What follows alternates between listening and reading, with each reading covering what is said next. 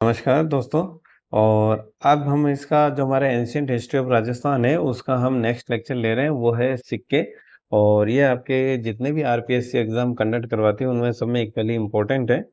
और सिक्के क्या हम स्पेसिफिकली कहीं से एक साथ इनको दिया हुआ नहीं है, ये बहुत बार जैसे हम अलग अलग शासन व्यवस्था पढ़ते हैं, अलग अलग उनकी एडमिनिस्ट्रेटिव प्रशासनिक व्यवस्था वगैरह हम वहाँ पढ़ते हैं, तब हमें अलग अलग जो उनके सिक्कों की हमें जानकारी प्राप्त होती है। तो हमने क्या करा, उन सारे सिक्कों को क्या कर दिया, एक साथ क्लब कर दिया। और बहुत बार इससे क्वेश्चन पूछा भी गया है, इसीलिए पढ़ रहे हैं, अदरवाइज जो इम्पोर्टेंट नहीं होता था हम उसके नोट्स भी नहीं बनाते, पढ़ते भी नहीं। तो अगर बात करें कि भाई सिक्कों का जो है महत्व क्या है, भाई सिक्कों को क्यों पढ़ना जरूरी है। सिक्कों से एक तो हमें जानकारी मिलती है कि भाई जिस भी समय के सिक्के, यानी उस समय भी जो है व्यापार क्षेत्र, व्यापार काम होता था, व्यापार सिक्कों के द्वारा होता था। दूसरा, सिक्के भी चांदी के थे, तांबे के थे, उससे हमें जो अतीत को समझने में मदद मिलती है कि भाई अगर तांबे के सिक्के हैं तो यानी गरीब स्थिति रही होगी, चांदी के सिक्के तो थोड़ी अच्छी होगी, सोने के सिक्के अगर किसी राज्य में हमें मिले तो यानी उस राज्य की शासन व्यवस्था, उस राज्य की आर्थिक स्थिति जो है बहुत अच्छी रही होगी। तो इसका जो सिक्कों का जो सर्वेक्षण है वो सिक्कों से, यानी सिक्कों को छोड़ो, अगर भाई सर्वेक्षण का कार्य है जो राजस्थान के अंदर 1871 के अंदर प्रारंभ हुआ था और भारत में 1861 के अंदर प्रारंभ हुआ था। तो राजस्थान में जो सर्वेक्षण का कार्य है वो किया था, स्टार्ट किया था बाई एसीएल जो है कालाइल। तो ये इंपॉर्टेंट नाम है, एग्जाम में क्वेश्चन पूछा गया है कि भाई राजस्थान के अंदर जो है वे सर्वेक्षण का कार्य किसने प्रारंभ किया, तो वो किया था एसीएल कालाइल। और भारतीय पुरातत्व के जो जनक है उनको, उनका नाम है अलेक्जेंडर कनिंगम। ये हम जब इंडियन हिस्ट्री पढ़ेंगे तब हम फिर से वहां पे पढ़ेंगे, और इनको भारतीय पुरातत्व के जो जनक है कहा जाता है। जो प्राचीन समय है उनमें चांदी के सिक्कों को तो जो कहा जाता था वो तो कहा जाता था ट्रम या रूमक और रूपक। और जो तांबे के सिक्के हैं उनको कहा जाता था कार्षा पण।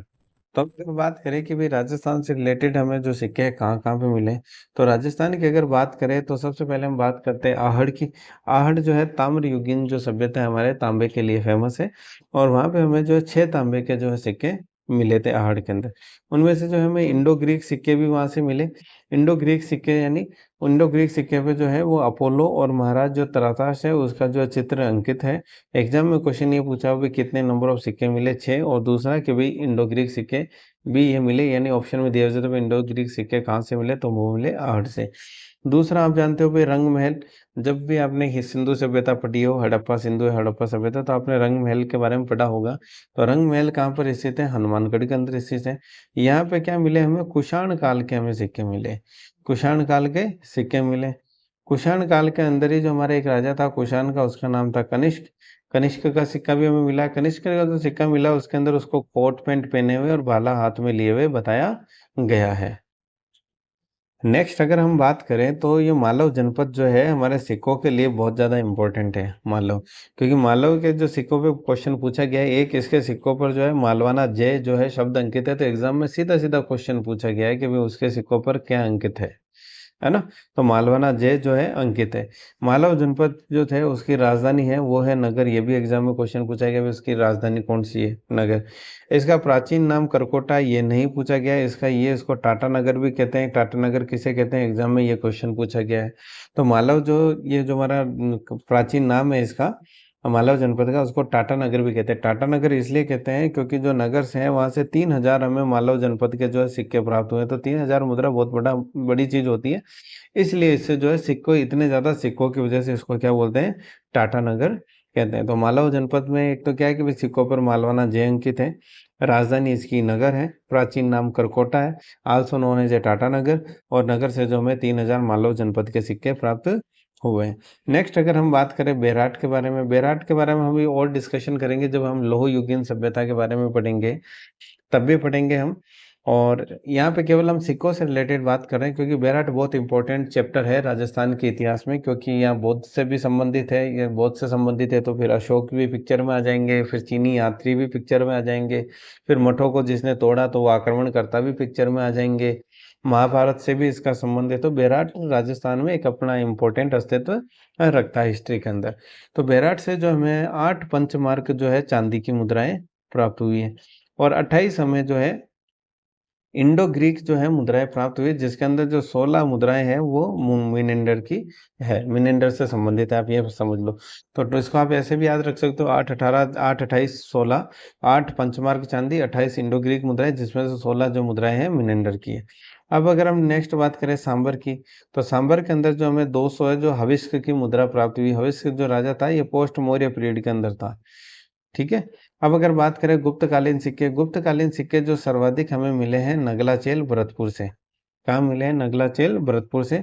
अब कहीं पे भी इसके लिख रखे हैं भाई 1800 सिक्के हैं, कहीं पे लिख रखा है 1921 सिक्के हैं, तो यानी कुल मिला के 1500 1800 से जो भी आपको ज्यादा फिगर दिखे, आप अगर एग्जाम में पूछ लिया जाए आपको अगर नंबर तो। और सर्वाधिक जो सिक्के हैं वो किसके समय के? कुमारगुप्त के सिक्के। तो एग्जाम में क्वेश्चन जो नगलाचल भरतपुर का है कि राजस्थान में सर्वाधिक गुप्तकालीन सिक्के कहाँ से प्राप्त हुए हैं, तो वो हुए हमें नगलाचल भरतपुर से। अब अगर हम बात करें भाई मेवाड़ के सिक्के, तो मेवाड़ के अंदर जो राजा गुहिल था, तो गुहिल ने गुहिलपति के नाम से जो है चांदी का सिक्का चलवाया था। इसी तरह से जो जब इन्होंने मुगलों ने चित्तौड़ पे आक्रमण किया था, जब मुगलों ने राज किया था, तो चित्तौड़ में मुगलों ने जो सिक्का एलची के नाम से जो है एलची सिक्के चलाए थे। सिक्का मतलब एलची सिक्के जो है चित्तौड़ में चलाए थे। पदमशाही नाम से जो सिक्का चलता था वो चलता था सलुम्बर में, क्योंकि सलुम्बर जो है मेवाड़ का एक इम्पोर्टेंट यानी फर्स्ट प्रथम ठिकाना जो है सबसे बड़ा ठिकाना, वो कौन सा था? सलुम्बर। तो सलुम्बर के अंदर जो है पदमशाही प्रकार के सिक्के चलते हैं। इसके अलावा मेवाड़ के अंदर जो है बहुत सारे तांबे के सिक्के भी चलते थे। तांबे के सिक्के जिनको हम बोलते हैं भाई, कहीं पे उनको ढिंगला बोला जाता है, कहीं पे भीलड़ी बोला जाता है, सारे ही मेवाड़ी में ही है। त्रिशूलिया भी जो तांबे का सिक्के का प्रकार है। भिंडरिया यानी जो भिंडर में चलता था। नाथद्वारा यानी जो नाथद्वारा में चलता था। शील, इसी तरह से ये सारे के सारे तांबे के सिक्कों के नाम है। तो एग्जाम में ये भी पूछे हुए हैं कि भाई इनमें से कौन कौन से जो है तांबे के सिक्के हैं। तो ढिंगला, भीलड़ी, त्रिशूलिया, भिंडरिया, नाथद्वारा, सील, ये सारे के सारे जो मेवाड़ के अंदर पाए जाने वाले सिक्के हैं। अब अगर हम नेक्स्ट बात करें जोधपुर के अंदर, क्योंकि एक सेंटर उस समय शासन का मेवाड़ था, दूसरा जोधपुर यानी मारवाड़ आ गया, हमारा जोधपुर आ गया। इसी तरह से हम कोट जयपुर की भी बात करेंगे, कोटा की भी बात करेंगे। जो जो इम्पोर्टेंट सेंटर थे उन सब ने राजाओं ने अपने अपने सिक्के चलाए। तो जोधपुर के जो सिक्के हैं, एक तो गठिया सिक्के फेमस है, दूसरे दब्बूशाही सिक्के जो कि तांबे के सिक्के होते थे वो फेमस है। एक होते थे भाई जो सोजत में उस समय टकसाल थी, सोजत टकसाल के जो सिक्के थे उनको बोलते थे लल्लूलिया सिक्के। तो यानी जोधपुर के पूछले सिक्के तो जोधपुर से हो गए लल्लूलिया सिक्के, दब्बूशाही सिक्के, गठिया सिक्के। इसी तरह से बीकानेर के अंदर अगर बात करें, तो बीकानेर में जो गज सिंह जब राजा बना तो फिर गजशाही हो गए। वो गंगाराम जी जब शासक बने तो फिर जो है गंगशाही हो गए। और एग्जाम में क्वेश्चन क्वेश्चन पूछा हुआ है मोरछल के भी। मोरछल चिन्ह वाले जो सिक्के हैं वो कहाँ के प्रचलित थे? तो मोरछल चिन्ह वाले जो सिक्के हैं वो बीकानेर के प्रचलित थे। तो एग्जाम में क्वेश्चन ये मोरछल से पूछा गया है। अब अगर हम बात करें जयपुर के अंदर, जयपुर में जब माधो सिंह था तो उसने हाली सिक्के चलाए थे। जगत सिंह ने अपनी प्रेमिका प्रेयसी रसकपुर के नाम से सिक्के चलाए।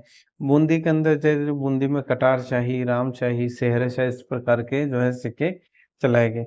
इसी तरह से कोटा के अंदर गुमान शाही, मदन शाही, दोनों आप इजीली याद रख सकते हो कि मदन सिंह मतलब ये भी मदन सिंह भी राजा था, गुमान सिंह भी राजा था। गुमान पूरा जो अभी कोटा के अंदर है जो है एरिया भी है। मेड़ता की बात करें तो मेड़ता के अंदर चांद शाही, जैसलमेर में अक्के शाही डोडिया, धौलपुर के अंदर तमंचा शाही। इंपॉर्टेंट धौलपुर वाला जो क्वेश्चन है एग्जाम के अंदर पूछा गया है। अलवर के अंदर राव शाही। टोंक का क्वेश्चन पूछा गया चंवर शाही में, क्योंकि टोंक में किस तरह के सिक्के प्रचलित थे, तो चंवर शाही। करौली में मानक शाही, किशनगढ़ शाह आलमी, बांसवाड़ा सलीम शाही और लक्ष्मण शाही। प्रतापगढ़ के अंदर सलीम शाही और मुबारक लन्ना।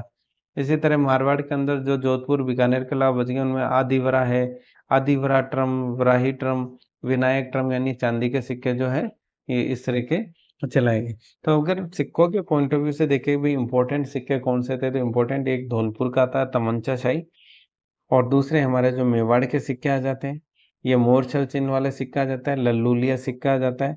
हमारे जो मालव जनपद में सिक्के आ जाते हैं भी 3000 सिक्के वाले। गुप्तकालीन के अंदर जो हमारे नगला चेल आ जाता है। हमारे बेरहाट में जो 8 पंचमार्क, 28 इंडो ग्रीक, 16 मिनेंडर की, ये सारे के सारे इंपॉर्टेंट है। और रंग महल के अंदर हमारे जो कनिष्क का सिक्का भी कोट पैंट वाला वाला आ जाता है। आहड़ के सिक्कों के बारे में जनरली पूछ लिया जाता है। तो ये हमारे हो गए सिक्कों का चैप्टर खत्म।